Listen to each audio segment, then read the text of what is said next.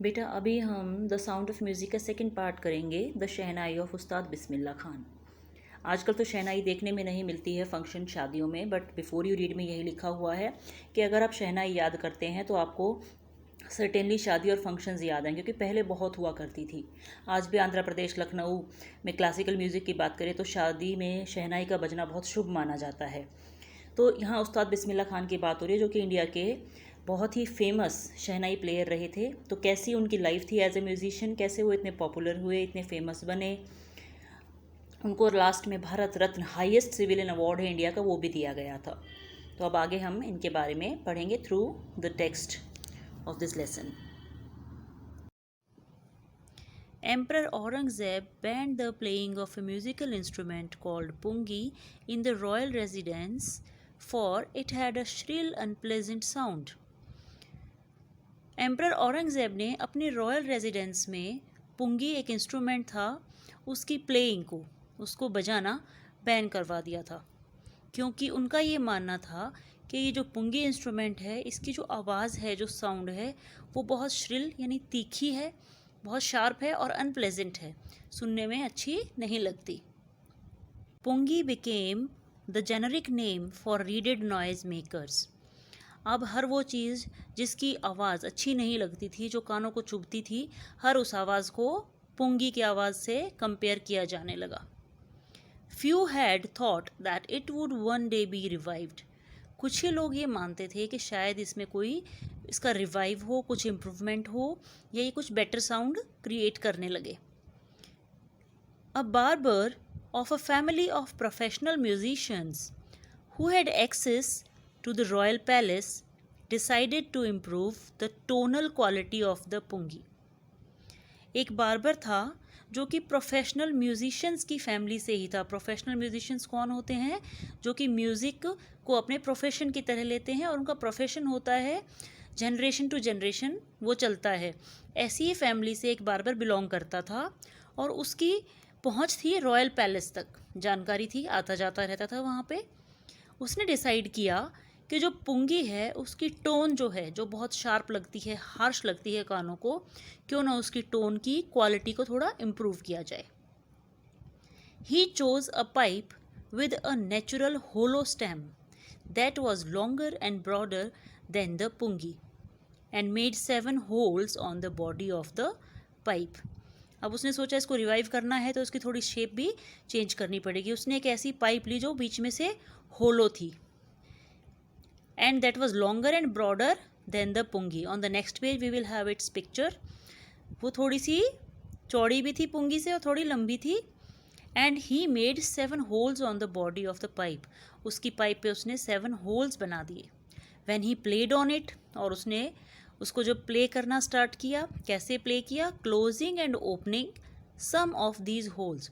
उन होल्स में से कुछ को फिंगर से बंद कर रहा था और कुछ को ओपन कर रहा था, और इस तरीके से जब उसने उसको प्ले किया, soft and melodious sounds were produced.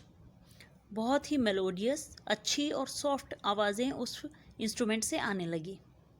He played the instrument before royalty and everyone was impressed. उसने यही instrument, royalty means royal family, राजा और उसके मिनिस्टर्स के सामने, उसके कोर्ट में, उसकी फैमिली के सामने इसको प्ले किया तो एवरीवन वॉज इम्प्रेस, सबको बहुत ही अच्छी लगी।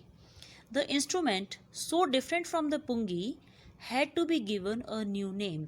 अब क्योंकि ये जो नया इंस्ट्रूमेंट था, ये वैसे तो सिर्फ टोनल क्वालिटी ही इम्प्रूव करना चाह रहा था पुंगी की, पर वो सच में कुछ और ही इंस्ट्रूमेंट बन गया, तो इसको कुछ नाम भी देना था। क्या नाम रखा जाए? एज द स्टोरी गोज, और जैसा हमने आज तक सुना है, सुनने में आता है, जो कहानी है, since, see there is a difference between since generally we use in the perfect continuous tenses that denotes time, but here it means because it was first played in the shah's chamber means a large room or hall, क्योंकि सबसे पहले Shah means king, सबसे पहले राजा के सामने उनके hall में उनको सुनाया था ये। एंड वॉज प्लेड बाय अ नाई, और एक बार्बर ने, एक नाई ने इसे बनाया था और प्ले किया था। The instrument was named the shehnai. तो इस तरह से इसका नाम शहनाई रखा गया। You can see these pictures. This was the pungi that has a very shrill sound. It was known as the worst noisemaker, and the improved version, that was called shehnai. The sound of the shehnai began to be considered auspicious. और ये माना जाने लगा कि अगर कहीं पर शहनाई बजती है तो वो सब कुछ वहाँ पर शुभ होता है, कुछ अच्छा होने वाला होता है. And for this reason, it is still played in temples and is an indispensable component of any North Indian wedding. और इसके बाद क्या हुआ, क्योंकि इसे शुभ माना जाने लगा तो क्या हो गया, आज भी ये प्ले की जाती है. कहाँ पर? मंदिरों में. और हर नॉर्थ इंडियन वेडिंग का एक पार्ट बन गई थी. कैसा पार्ट? Component means part. कैसा? Indispensable means essential, important. Indispensable means that can not be dispense with, जिसके बिना काम ना चले. दैट मीन्स एसेंशियल और important. In the past the shehnai was part of the naubat. अभी क्या बात हुई थी ऊपर कि इसको ऑस्पिशियस माने जाने लगा, इसीलिए इसे टेम्पल्स में और नॉर्थ इंडिया की मोस्ट ऑफ द वेडिंग्स में इसको एक ट्रेंड चल गया कि शहनाई तो वहाँ पे ज़रूर बजेगी शादियों में. इसके अलावा इन the past the shehnai was part of the नौबत. नौबत क्या होता था उसी को यहाँ आगे एक्सप्लेन किया है कि नौबत क्या थे. Traditional ensemble of 9 instruments found at royal courts. राजाओं के दरबार में 9 तरह के इंस्ट्रूमेंट्स होते थे, उनमें से एक अब शहनाई भी बन गया था. Till recently it was used only in temples and weddings. अभी तक इनका जो यूज़ होता था वो वही था टेम्पल्स में और वेडिंग्स में. The credit for bringing this instrument on to the classical stage goes to Ustad Bismillah Khan. इस इंस्ट्रूमेंट को टेम्पल्स से और शादियों से और आगे क्लासिकल स्टेज तक ले जाने का जो क्रेडिट है वो किसको जाता है? बिस्मिल्लाह खान को. अब now what is this classical stage? कोई भी इंस्ट्रूमेंट, एक इंस्ट्रूमेंट छोड़िए आप, जैसे कोई भी आर्ट है, कोई भी स्किल या कोई आर्ट एक पर्टिकुलर एरिया तक ही रहती है तो वो कम लोग उसे सुन पाते हैं, पहचान पाते हैं और अप्रिशिएट कर पाते हैं. जितना ज़्यादा वो लोग उसे जानेंगे, उसे समझेंगे, उतनी ही ज़्यादा वो रिनाउंड होगी, फेमस होगी और ज़्यादा ऑडियंस या लिसनर्स उसको सुनेंगे. तो उस्ताद बिस्मिल्लाह खान ही वो इंसान थे, वो शहनाई वादक थे जिन्होंने शहनाई को एक आर्ट फॉर्म दिया, एक क्लासिकल स्टेज पे उसको लेके आए जहाँ पे वो लाइव कॉन्सर्ट्स में ऑडियंस जाती थी और लिसनर्स उसको जाके सुनते थे वहाँ पर. और धीरे धीरे शहनाई ने एक वर्ल्ड स्टेज कैप्चर कर लिया था.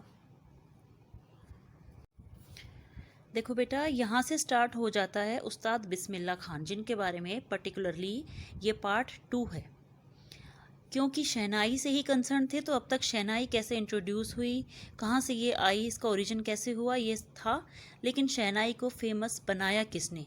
ही was the only person was known as Ustad Bismillah Khan. उन्होंने ही इसे पॉपुलर बनाया था.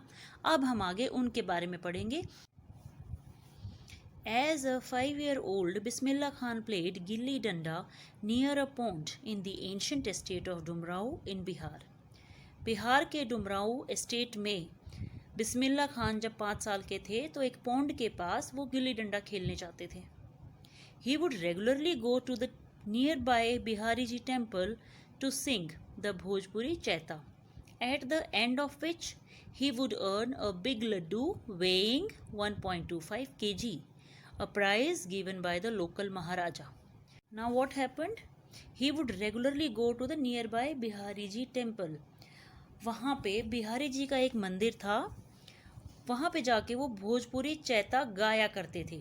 It was a kind of bhajan जो कि वो गाते थे वहाँ पे जाके. और उसके बाद वहाँ के लोकल महाराज जब भी वहाँ आते थे तो उनको एक 1.25 किलो के करीब के वेट का बड़ा लड्डू एज अ प्राइज़ उन्हें मिलता था. This happened 80 years ago. और ये सब कितने साल पुरानी बात है? 80 ईयर्स अगो, 80 साल पहले की बात है. And the little boy has travelled far to earn the highest civilian award in India, the Bharat Ratna. और इस छोटे बच्चे ने अपनी लंबी जीवन यात्रा की और लास्ट में कहाँ तक पहुँचे कि उन्हें देश का highest civilian award Bharat Ratna से सम्मानित किया। It is an award come honour.